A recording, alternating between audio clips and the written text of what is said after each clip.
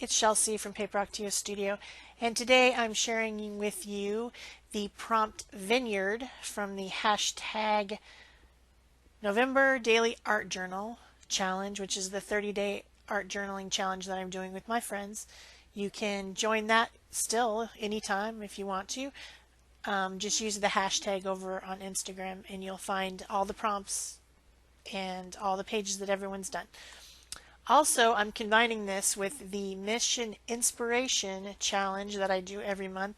This is Mike Deacon Art's challenge, and he does 10 steps, and then you follow the 10 steps in order to do your page. So when I saw his first step this month, for the month of November, it's cover your page with the paper lattice. I thought to myself, I can combine that with Vineyard, because the first thing that I thought of was like one of those things that you put up to hold up vines when they're growing. I know what the name of it is, but people, I'm so tired. I don't even know. I know what it is, but I can't think of it. Yeah, anyway, lattice, it looks like one of those things. So I decided to build that on my page by following the prompt. And I'm using some paper. This is a old scrapbooking paper from Stampin' Up! From a long time ago. It kind of looks like metal, like rotten metal, rusty old metal. And I thought it would be a good paper to use to build my lattice. I'm not going to cover the entire page because I just wanted to cover the top so that I'll have room for my focal image and all that stuff.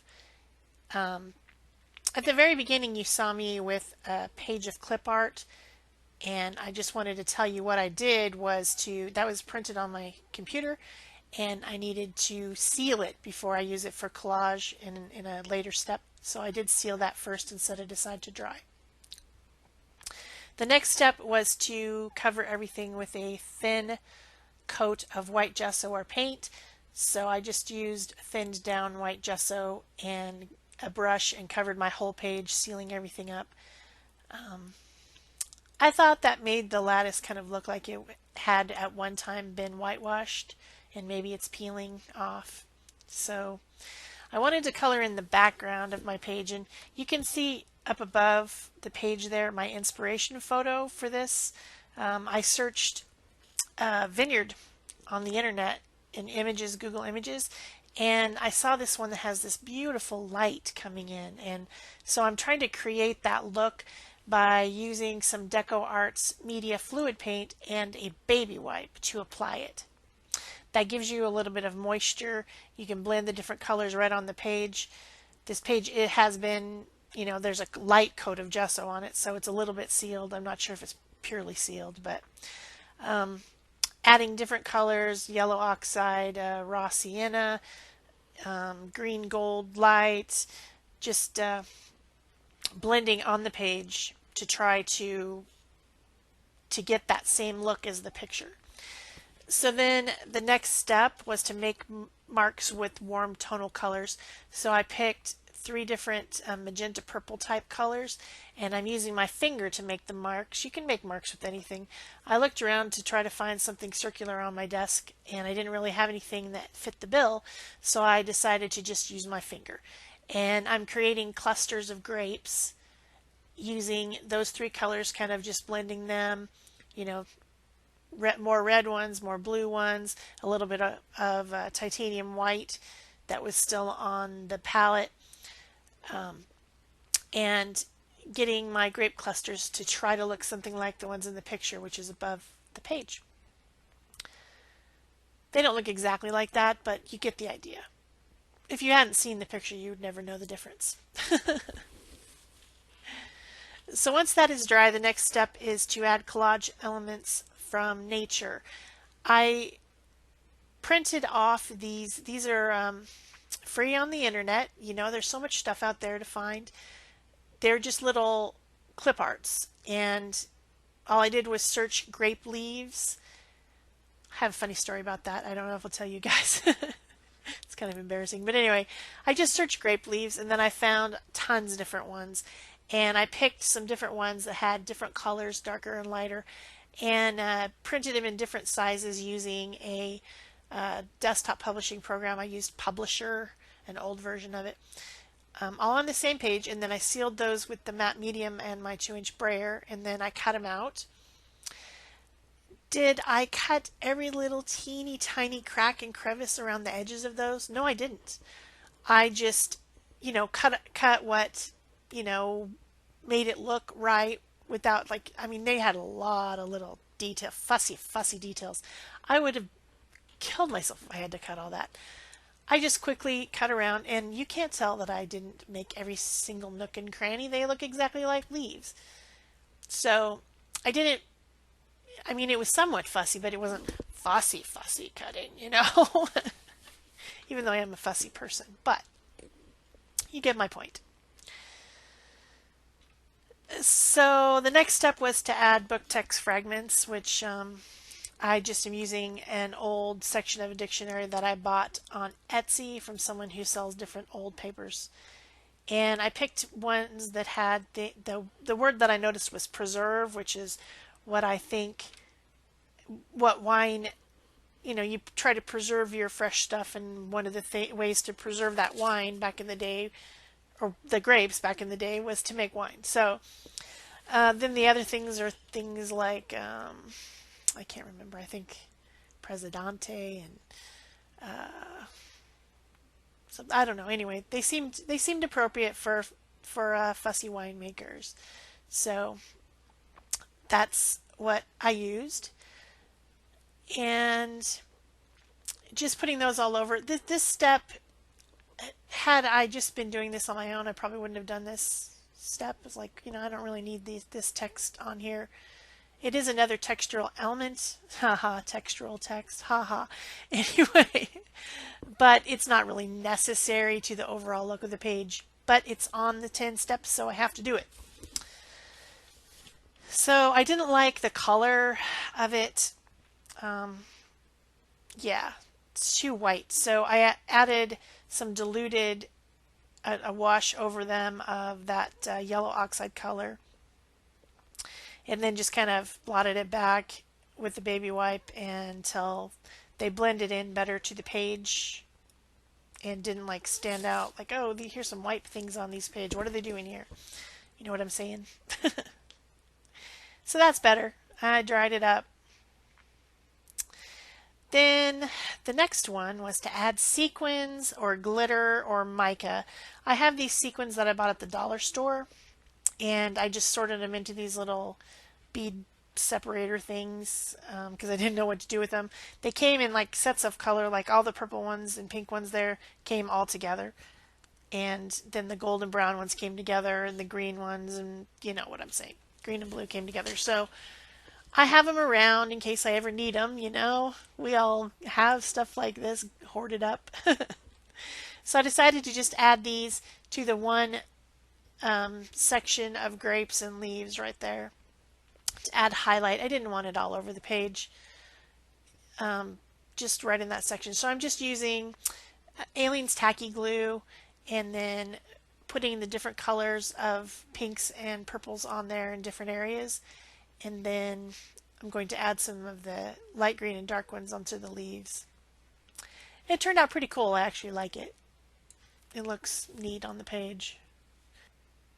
So about the grape leaves, when I was in middle school, I was in this biology class, and I was supposed to collect samples of things, of plants. I was living in Oregon at the time. And the teacher said to get a leaf from an Oregon grape. And I had a grapevine in my backyard. I lived in Oregon. I had a grapevine. So I got a grapevine leaf from my Oregon grape. And I put that in with all the rest of my little samples. Apparently there's a tree called Oregon grape. I didn't know that. And it doesn't even produce grapes. So why the heck is it called that? I don't know. But anyway, I didn't get...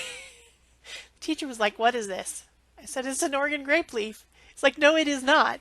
I'm like, yes, it is. It's from my grapevine in the backyard. Yeah. That's what happened. Okay, so I was to add doodles, scribbles, or zentangles. I just made the little the tendrils that come off the grapes when they're trying to grab to something, they're looking for something to hold up the vine. I made those with a Posca pin. And then the next thing is to add a focal image.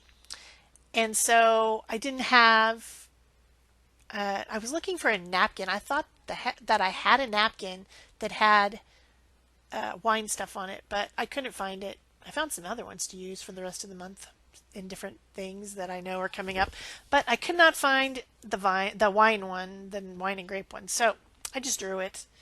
It was just a really quick and sloppy drawing of a wine barrel with a wine bottle, a wine glass, and a few little grapes. And then I'm coloring it in with Neocolor 2 water-soluble crayons, and I'm coloring directly onto the page, and then I will blend it with a water barrel brush. I'm not doing anything fancy. I'm not trying to seal it or anything. I'm just simply coloring it, calling it good.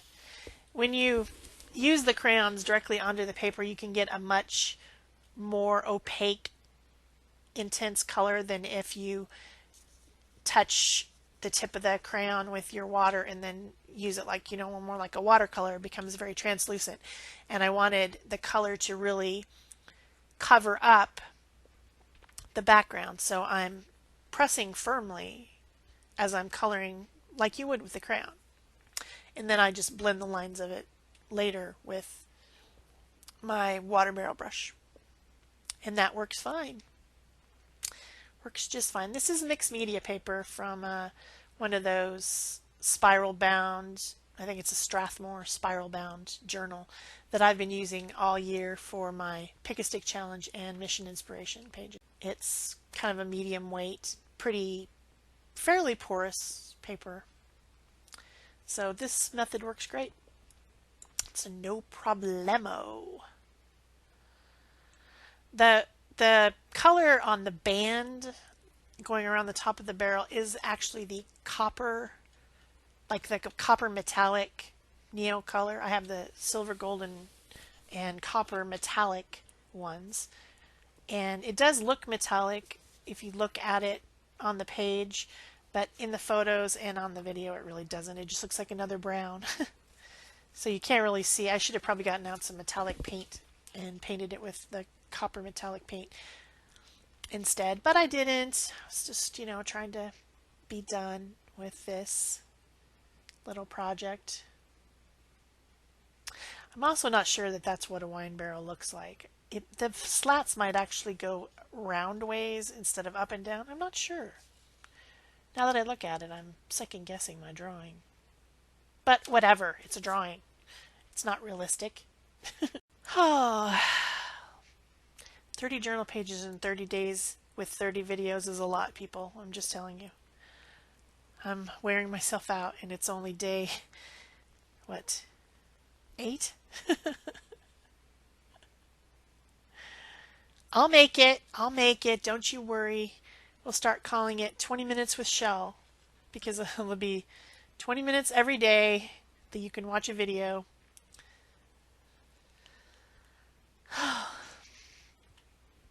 So then when my drawing was colored in, then I went back over it with my fine tip black Posca pen, because it wouldn't be a journal page if I didn't use my Posca pen.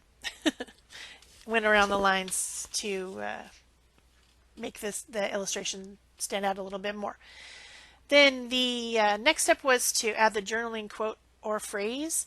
And when I printed out this picture, the main reason that I printed it out, other than I wanted it for inspiration, but I wanted to print my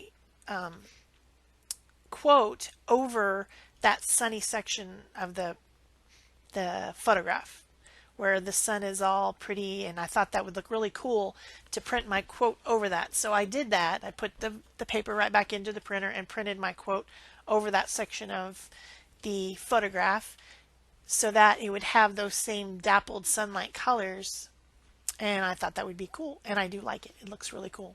So yeah, going around the edges of it with scratchy, sketchy lines just to make it stand out a little bit more. And there you go. Step 10 is to add strips or splashes of gold. And so I've got the golden fine gold high flow. Don't even have to add water to this to do splatters. And I've got a fan brush. I'm gonna, splatter that up. So that's the end of that. Thanks for watching. Please thumbs up, subscribe, comment, share, and be sure to check out the video links below. And that's it for me. Thanks. Bye-bye.